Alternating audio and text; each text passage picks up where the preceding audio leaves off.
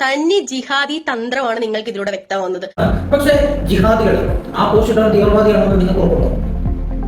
ഒരാള് അത്തരത്തിലൊരു പോസ്റ്റ് ഇടുമ്പോൾ അയാൾ ചെയ്തത് അങ്ങേറ്റത്തെ തെമ്മാടിത്തരമാണ്, ചെയ്തത് പോക്കത്തരമാണ്. പക്ഷെ അയാളുടെ ഉദ്ദേശം എന്ന് പറഞ്ഞാൽ കച്ചവടം കൂടുതൽ കിട്ടാൻ വേണ്ടി ചെയ്തതാണ്. പക്ഷെ അവരത് ചെയ്യാൻ പാടില്ലായിരുന്നു എന്നുള്ളത് യാഥാർത്ഥ്യമാണ്. അതിലൊരാളെ പിടിച്ച് തീവ്രവാദിയാക്കുക. എങ്ങനെയാണ് തീവ്രവാദിയാക്കുന്നത്? അവിടെയാണ് പ്രശ്നം. ഒരു കമ്മ്യൂണിറ്റിയെ തമ്മിൽ വേർതിരിവ് പറയുക. നിങ്ങളിപ്പോ എല്ലാ മതസ്ഥരെയും ഒരുപോലെ കാണുന്നുണ്ട്, എല്ലാ ജാതിക്കാരെയും ഞാൻ ഒരുപോലെ കാണുന്നുണ്ട് എന്ന് പറയുമ്പോഴും നിങ്ങളുടെ ഉള്ളിലെ വർഗീയതയാണ് വെളിയിൽ വന്നത്. കാരണം ഒരാൾ ഒരു വിദ്വേഷകരമായിട്ടുള്ള പോസ്റ്റ് ഇട്ടെങ്കിൽ തീർച്ചയായിട്ടും പ്രതികരിക്കാനുള്ള അവകാശമുണ്ട്, പ്രതികരിക്കുക തന്നെ വേണം. പക്ഷെ ഈ രീതിയിലല്ല പ്രതികരിക്കേണ്ടത്.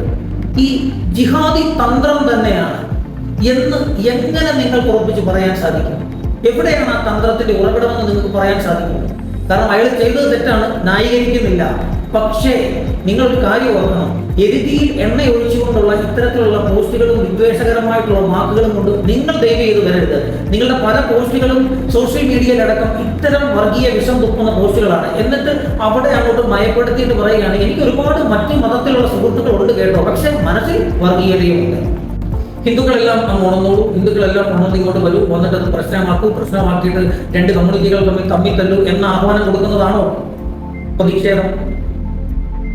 ഈ സോഷ്യൽ മീഡിയയിലൂടെ ഇത്തരം കാര്യങ്ങൾ ഉയർത്തിവിടുമ്പോൾ നിങ്ങളൊരു കാര്യങ്ങളോട് ഓർക്കണം. ലോകത്താകമാനം പലയിടങ്ങളിലും ഇത്തരം കമ്മ്യൂണൽ പ്രൊട്ടസ്റ്റ് നടന്നതിന്റെ കാരണമെന്ന് പറഞ്ഞു കഴിഞ്ഞാൽ ഈ സോഷ്യൽ മീഡിയയിലൂടെ ഇത്തരം വർഗീയപരമായിട്ടുള്ള കാര്യങ്ങൾ, വിദ്വേഷകരമായിട്ടുള്ള പ്രസംഗങ്ങൾ നടത്തി തന്നെയാണ്.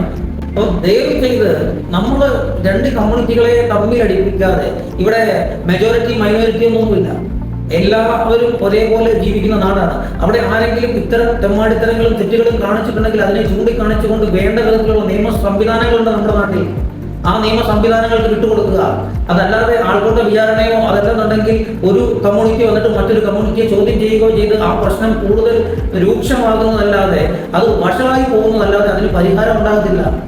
ഇവിടെ നാനാജാതി മതസ്ഥരും ഒന്നായി ജീവിക്കേണ്ട നാടാണ്. ആ നാട്ടിൽ ഇത്തരം വിദ്വേഷകരമായിട്ടുള്ള പ്രശ്നങ്ങൾ നടത്തിക്കൊണ്ട് ദയവ് ചെയ്ത് പ്രശ്നങ്ങൾ ഉണ്ടാക്കാൻ വരരുത്. കാരണം അതൊരു റിക്വസ്റ്റാണ്. നിങ്ങളുടെ പല പോസ്റ്റുകളിലും ഇത്തരം വർഗീയ വിഷം തുപ്പുന്ന പോസ്റ്റുകളാണ് നിങ്ങൾ ഇടുന്നത്. എന്ത് നേട്ടമാണ് നിങ്ങൾക്ക് ഇതുകൊണ്ട് കിട്ടുന്നത്? എന്ത് മനസുഖമാണ് കിട്ടുന്നത്? ഇവരെല്ലാം കണ്ടുപിടിച്ചേക്കുന്ന കുറെ വാക്കുകളാണ് ജിഹാദി, തീവ്രവാദി എന്നൊക്കെ പറയുന്ന കുറെ വാക്കുകൾ. ഒരു കമ്മ്യൂണിറ്റിയെ എടുത്തുകൊണ്ട് അത്തരം വാക്കുകൾ നടത്താനായിട്ട് നിങ്ങൾക്ക് ആരാണ് അവകാശം തന്നിട്ടുള്ളത്? ഇവിടെ ഹിന്ദുക്കളുടെ ആരുടെയും പേറ്റന്റ് ഒന്നും ആർക്കും കൈവശപ്പെടുത്തി കൊടുത്തിട്ടൊന്നുമില്ല. ഇവിടെ നല്ലവരായിട്ടുള്ള ഹിന്ദു സമൂഹം ആ തെറ്റ് കണ്ടാൽ ആ തെറ്റിനെ ചൂണ്ടിക്കാണിക്കും, അതിന്റെ നിയമപരമായിട്ടുള്ള കാര്യങ്ങൾ ചെയ്തു കാണിക്കും.